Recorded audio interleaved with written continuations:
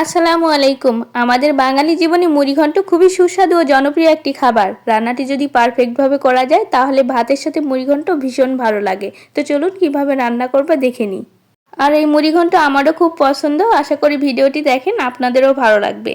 তো প্রথমে আমি পাতিলে 1 কাপ ডাল নিয়েছি আর সেটা ভালোভাবে ভেজে নিব। লাল লাল করে ভেজে নিতে হবে, আর ক্ষেত্রে পুড়ে গেলে কিন্তু হবে না। তো ডালটা আমি লাল লাল করেই ভেজে নিয়েছি। আর এর মধ্যে ডালটা কিন্তু আমি ধুয়েও নিয়েছি।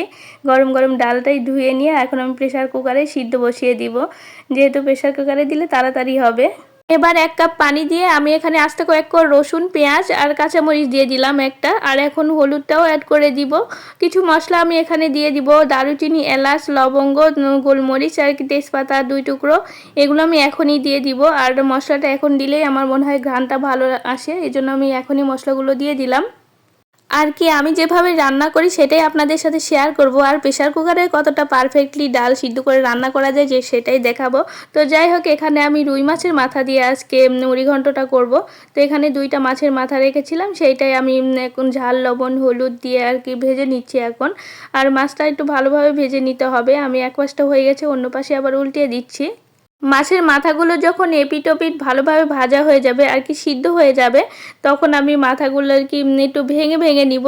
আর আমার কাছে একটু ভেঙে ভেঙে দিলেই ভালো লাগে আর কি, যতটা টুকরো করা যায় আমি করে নিব। অনেকেও হয়তো আধা ভাঙা করে নেয়, তা আমার কাছে ভেঙেই আমি করি। হয়তো বা কাটার পরিমাণ বেশি হবে, কিন্তু কাটা বেশি খেতেই আমার কাছে ভালো লাগে। তো আপনাদের ইচ্ছা, আপনারা এইভাবেও করতে পারেন, কি হয়তো আস্তে দিয়েও রান্না করতে পারেন। তা আমার ভেঙে দেওয়া ভালো লাগে, এই জন্য আমি ভেঙেই দিলাম আর কি। আর মাছগুলো ভেঙে নেওয়ার পরে আমি আবারও ভালোভাবে ভেজে নিব। তো এইভাবে আমি একটু মচমচে করে ভেজে নিয়েছি। এবার ডালগুলোও দেখে নিব। ডালটাও আমি সম্পূর্ণটাই সিদ্ধ করি নাই, আধা সিদ্ধ করে নিয়েছি।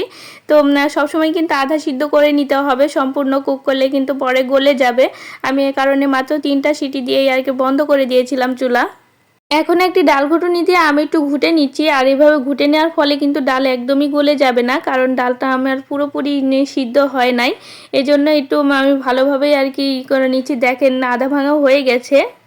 এখন রান্না করে নেওয়ার পালা। তো আমি এখানে পরিমাণ মতো তেল দিয়েছি, দিয়ে 1 কাপ পেঁয়াজ দিয়ে দিলাম। আর পেঁয়াজটা একটু ভালোভাবে নেড়ে নিচ্ছি। হালকা বাদামি কালার হয়ে আসলে আমি এখানে বাটা মশলাগুলো দিয়ে দিব। প্রথমেই আমি আদা বাটা দিয়ে দিলাম, এরপরে রসুন বাটাটাও দিয়ে দিব। আমি এখানে জিরা বাটাও অ্যাড করেছি, ওটা স্কিপ হয়ে গেছে আর কি, সরি। এখন আমি মশলাগুলো সব ভালোভাবে নেড়ে নিব তেলের উপরেই আর কি। এরপর গুঁড়ো মশলাগুলো দিয়ে দিব। এখানে প্রথমে লবণ দিয়েছি, হলুদ দিয়েছি, ধনিয়া গুঁড়া, এখন লাল মরিচের গুঁড়াটাও দিয়ে আবারও ভালোভাবে একটু কষিয়ে নিব। এর জন্য একটু পানি দিয়ে দিলাম, যাতে পুড়ে না যায় নিচ থেকে। একটু ভালোভাবে কষিয়ে নিতে হবে, যাতে মশলার কাঁচা গন্ধটা আর কি চলে যায়। আর যখন কষিয়ে নেওয়া হয়ে যাবে আর কি, উপর থেকে তেল ছেড়ে দিবে, তখন আমি সেই ডালগুলো ঢেলে দিব, সিদ্ধ করে রাখা ডাল। এখন ডাল আর মশলাগুলো ভালোভাবে মিশিয়ে আমি কষিয়ে নিব একটু সময় নিয়ে। আর কারণ ঝোল দেওয়ার পরে ডাল খুব একটা বেশিক্ষণ রান্না করতে হবে না, তাড়াতাড়ি হয়ে যাবে। এই জন্য সময় নিয়ে একটু কষিয়ে নিয়েছি। আর কিছুক্ষণ পরেই আমি সেই ভেজে রাখা মাছগুলোও দিয়ে দিব। এই মুড়িঘণ্ট রেসিপিটা কিন্তু আমি আমার শাশুড়ি মার কাছ থেকেই শিখেছি। আর এভাবে রান্না করলে অনেক মজা হয়। আমার হাজব্যান্ডটা তো খুব পছন্দ করে, বড় মাছ কিনলে ও ডালও নিয়ে আসে মুড়িঘণ্ট করার জন্য। তো যাই হোক, এখানে আমি কিছুক্ষণ কষিয়ে নিয়েছি। মাছের ডালটাও দিয়ে গরম পানি অ্যাড করে দিলাম, ঝোল যতটুকু লাগবে দিয়ে একটু ঢাকনা দিয়ে দিলাম ভালোভাবে বলক আসার জন্য। এর মধ্যে তরকারিতে বলকও চলে এসেছে, তো আমি ঢাকনা তুলে একটু নেড়ে দিলাম, না হলে নিচ থেকে পুড়ে যেতে পারে। তো একটু নাড়াচাড়া করে দিয়ে আমি আবারও ঢাকনা দিয়েছিলাম। তো এবার কিন্তু ঝোলটা অনেকটাই কমে এসেছে।